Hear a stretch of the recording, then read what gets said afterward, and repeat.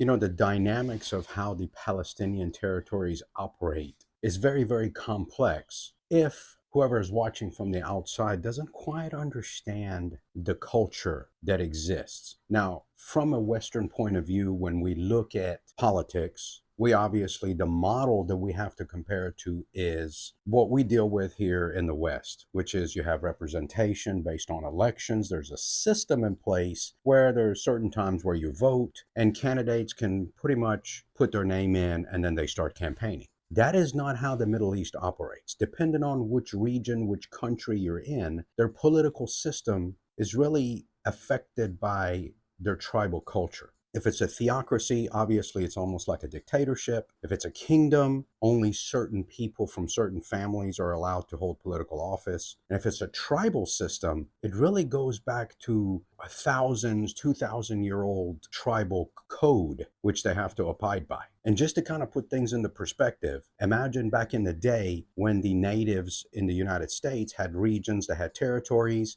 but even within the native land, there was one specific family that was well respected. They were probably the largest family, and they would pretty much assume the role of leadership for that specific tribe. Well, the same thing still happens when it comes to the Palestinians, because Palestine, it's a territory. It's never been established as an actual country. So therefore, if you think about it, it is a territory with a bunch of small cities, and each city has certain families in it. You'll have a family that lives in one city, and then you'll have several smaller families. So that bigger family becomes basically the ruling party over that specific city. Here, when we look at like a city, take, for example, Houston, Texas. There are different districts, regardless of families. Politicians get in, they're voted in certain districts. They serve on the city council. If it's a county-wide type of election, then obviously there's precincts, there's districts for those, and that those names are kind of interchangeable depending on which state you're in. So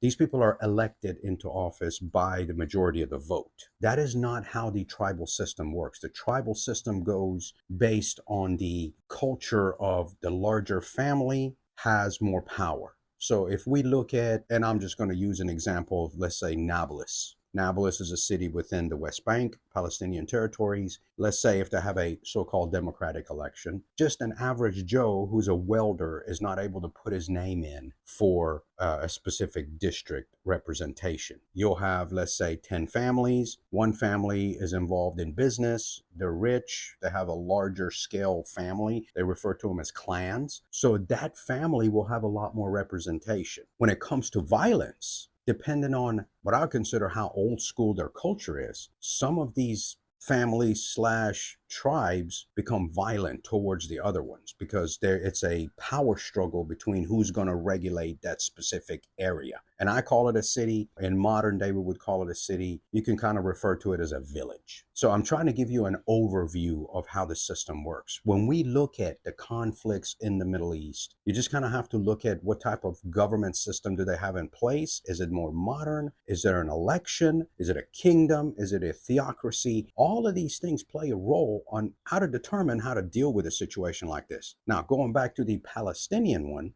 even though we have Palestine as a territory and all these cities in Palestine, each city has basically a specific family or a tribe that has control over that city. Within those tribes comes the so-called resistance, where they pick up arms because they're fighting an occupation. The way I explain those for the Western audience is, imagine that these cities have a specific gang that basically controls that city. If we look at that gang that's controlling that city, and let's make a comparison here into the United States. Let's say you have one specific gang that runs Memphis, you have another gang that runs Jackson, Tennessee, you have another gang that runs Jackson, Mississippi, and then you have another gang that pretty much runs New Orleans. And imagine if all of these cities that I named are in a pretty much a lawless territory. Means it's not considered a country, it's not considered a city, it's not considered a state, comparison to the states in the United States. So therefore, if an outside force comes in and all of them recognize that this outside force is detrimental to their existence and there are some grievances,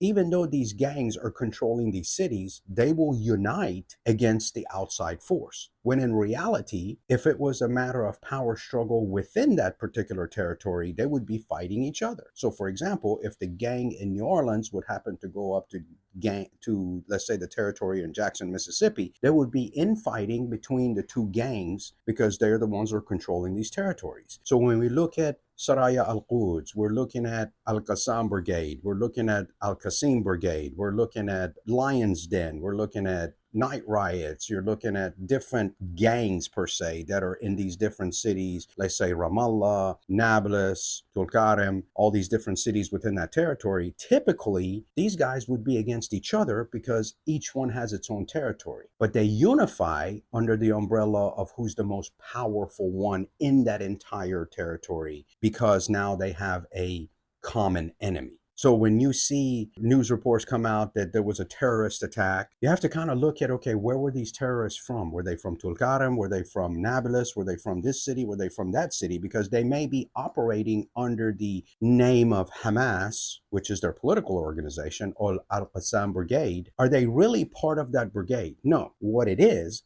they're actually letting them take the lead because they're the most powerful of all the gangs. So when we look at it from the outside, we have to take into consideration that we're not dealing with a system that's like the West. It's not a system where you have like different police forces that are joining because they've been installed by, let's say a sheriff gets elected or a city council member gets elected or things like that, where they're representative of the people. We're literally talking about gang leaders who have decided to align themselves when typically they would be each other's enemy because they have a single enemy that they're trying to fight. So if we look at it from that perspective, you can kind of go back and see why is it that there's always governing issues within the Palestinian territories, because we're not talking about a democratically elected government. We're talking about even when Hamas came into power, it wasn't from voting. It was literally they take over, they start their opposition and instill fear in the general public. So therefore, when they do have a so-called election, people are literally scared that if they don't vote for them and support them, that they will also be.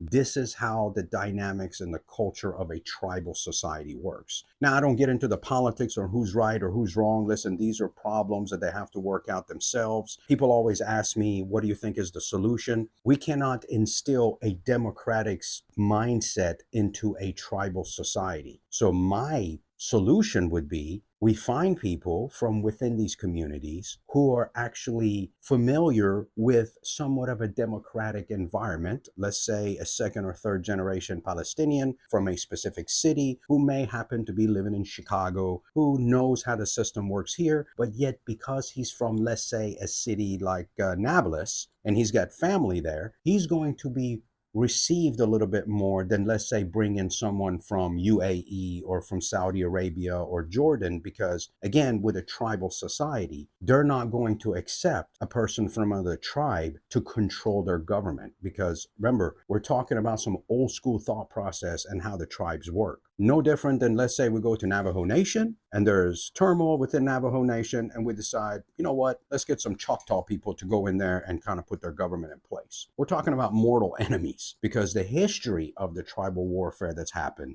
there's always some sort of conflict that gets brought up. So hopefully that kind of gives you a little bit of a new perspective on the type of political issue that we're dealing with when we're looking at a situation like the Palestinian issue. The same issue doesn't apply in other countries, because some of these countries have advanced. You look at UAE, you look at Bahrain, you look at Oman, even Saudi Arabia here recently. They're getting away from that tribal culture and going more into, and I wouldn't call it a democratic culture, but they're more aware that there are differences and they're being more modernized. So they're more aligning themselves with, the growth of civilization and the advancement of civilization.